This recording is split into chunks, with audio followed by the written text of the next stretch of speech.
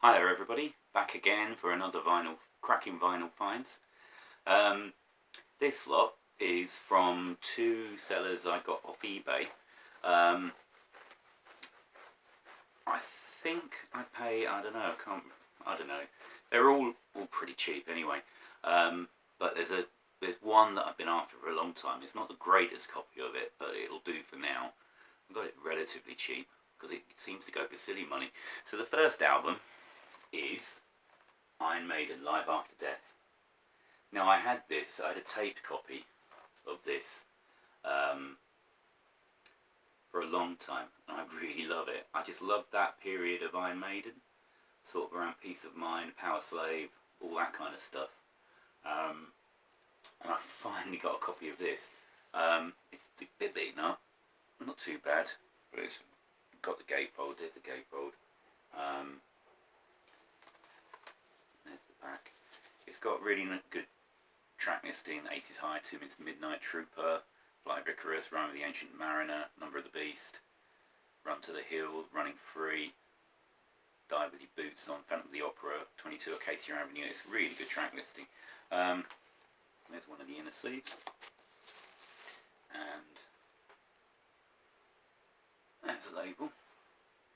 So it's I mean, the seller listed this as in really good, very good condition, but I didn't see that because there's a great glob of something on this first bit of this vinyl.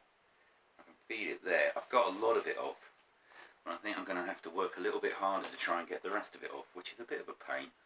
But it's only the beginning, so I do mind, but I finally got it. I love that album. Yes. Right. From the same buyer, I got two more albums. I got Roger Daltrey's excuse me, Roger Daltrey's debut solo album. I think this was recorded in, I haven't got a clue actually. Can't remember. 72, 73, somewhere around there. But the cover's in a lovely shape. A bit of a rip there, but or is that the sticker? Don't know. Nice gatefold. There we go. What label's it on? Oh yeah, it's got there we go. Mr. Daltrey on the label, front and back. So I've listened to this. This is a really good record. Amazingly enough, it's got a Leo Sayer song on this, one-man band, which I quite like his version, Daltrey's version. Don't like Leo Sayer's version. Of course, Leo Sayer had the big hit with it. I've got to get this back in now. Can't get it back in. I'll do that later.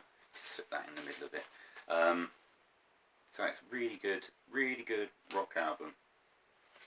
Is there a track listing anywhere except the label? Nope. I can't read that at the moment, so too bang to wear my glasses.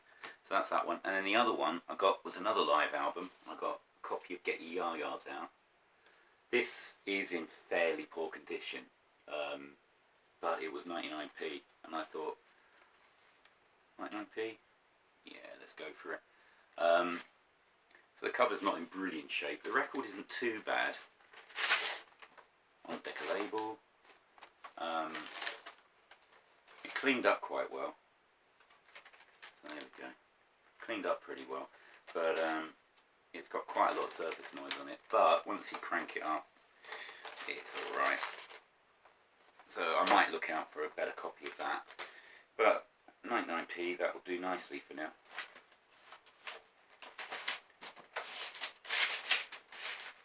Right, and then I got about another 1, 2, 3, 4, 5, 6, 7, 8 albums, and I think these cost me 17 quid for the whole 8, so that's just over £2 an album, and some of these are great. Right, first one, Bebop Deluxe, which is Bill Nelson's original band. There's the back. This is a great record. I really enjoyed listening to this. I wouldn't say there are any really well-known songs on here. I don't think they're that well-known band, but this is definitely art rock, and it's a terrific record. Got the inner sleeve. There we go. Little bit of a rip there, but I can live with that. Just a slight rip. But overall, really good nick, really good condition vinyl, and it's a great listen, really good listen. I really rate that one. Next one, Bad Company, Straight Shooter. I think this was their second album. I think it went top 5 in the States and over here. Of course, this is Paul Kossoff. Paul Kossoff? Is it Paul Kossoff? Oh god, what a nightmare. Yeah, it's Paul Kossoff. And, oh, what's his name? My brain is like a ruddy sieve. Paul Rodgers? No, it's not Kossoff, is it? Hang on. Oh, for God's sake. Mick Rouse from Simon Kirke, that's who it is. Simon Kirke, Paul Rodgers, Mick Rouse from Motley Hoople, and somebody else. I'm really up on names, aren't I? Formed a band after all their respective bands finished. And this one's got Shooting Star and Feel Like Making Love on it. Feel Like Making Love is probably their best known track, but the Good Lovin' Gone Bad is a brilliant track, the opening track. And side 2, Deal with the Preacher, Wildfire Woman, there's some really good songs on this, so I really rate this album. Really pleased with that one, so that was cool. A later Jethro Tull album, A. I was actually pleasantly surprised by this. Bit of a dodgy cover. I mean, look at them parading around in their white suits. I think this was originally meant to be an Ian Anderson solo album.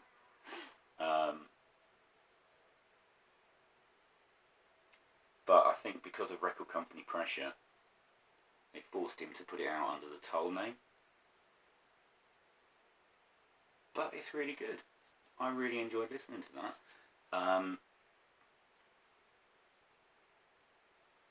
Yeah, it's a good solid album. Not a classic album by any means. I mean, the Bad Company album beats it hollow, but I will listen to that again. That was really good. Next one. Oh, this one I was really surprised by. I really was surprised by this. I kind of had this band down as really baroque and quite up their own arse. What I'd heard I really didn't rate, but I thought I'd give this one a chance. So this is the Moody Blues, and to my children, to our children's children's children. Bit beaten up. Gatefold copy. There we go, there's that, and there's that. But there are some really rocking tracks on this one. Really pleased with it. Got the lyric insert. There we go.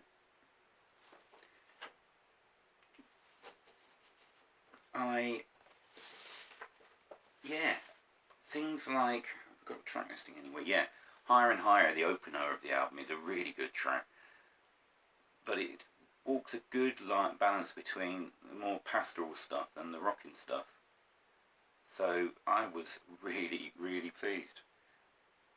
I don't know whether I'll have to try some on Spotify or something to see if I like any of the other stuff, but that I really like. I've mentioned before I like Steve Winwood, his solo 80s stuff. I think I've got 3 of them now. Is that all 3 of them? I think it might be. So this one's Back in the High Life. I've got this on tape already, but I saw it cheap on vinyl. I thought, yeah, go for it, get it on vinyl, and it's a great album. Love it. Just love that. I don't know, it's sort of the acceptable side of all that sort of mature 80s pop that a lot of these pop stars like Phil Collins and I don't know, didn't rate much of it, but I do like him. Maybe it's because of his voice, I don't know, but I just like his voice. I have to get some traffic now. Next one is The Only Major Disappointment. I've got a few albums by heart. Like, I think I've got Dreamboat Annie. few of their 70s ones. So I thought I'd take a go with this, but apart from one or two tracks, City's Burning's good, and one other, was it The Situation, which is more new wavy than rock. The rest of it is really forgettable. So I really, if you like Heart, go for it, or if you want to try Heart, don't go for this one. It's not good. Go for something different, which is a shame. Then I got Barclay James Harvest, October. This is sort of mid-period of Barclay James Harvest album. It's more. I read a review of this after I'd listened to it, saying that they'd lost a lot of their harmonies and stuff. There's plenty of harmonies on this. This is actually a really solid rock album from the mid-70s. I really enjoyed listening to that. And I remember at school, we always used to use Barclay James Harvest as like a yardstick of how uncool things could be and how rubbish. But I take my words back, because this is a good solid record, and I really think I'm going to investigate them a bit further. And then the last one I got in this batch is Roxy Music, Flesh and Blood. Now, I've listened to this loads, I know this really well, this album.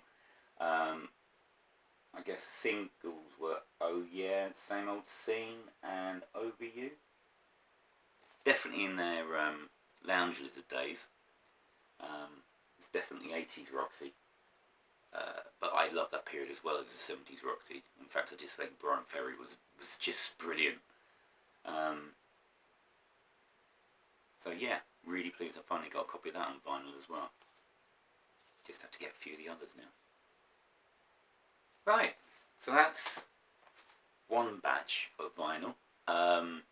I've got a shed load to show.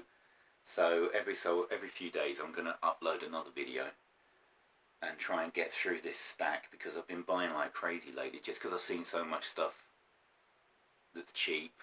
I've got some records from my last trip to London still to show, because I went back to that shop where I got the Isley Brothers and other stuff from, and lots of other things, lots of other interesting things, usual eclectic mix. And I am I'm trying to sort out my Grebo records, so that I can talk about the scene where I got my online name from.